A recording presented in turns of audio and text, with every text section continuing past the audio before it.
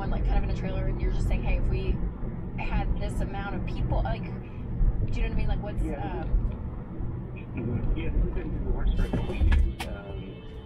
The sport, if I can call it that, is been around for EC 16353. EC 16353, Connecticut.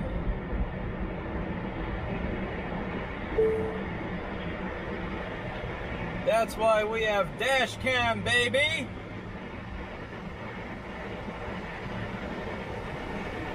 You know what sucks? At the end of the day, I actually run this little safety score app thing, and it tells me how safe my driving is, and because I slammed on the brakes to not get smashed by that vehicle, it's now going to say that my driving is less safe. So I'll have an infraction in that little safety app.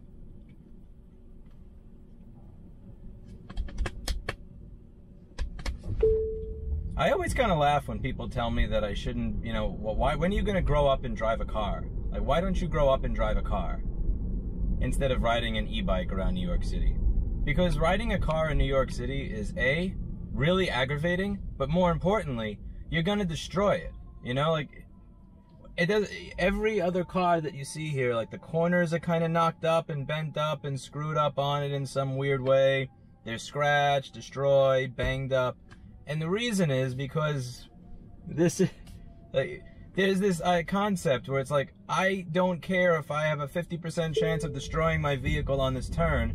I need to get into that lane, not even to make it to a certain area, simply so that I am this much closer to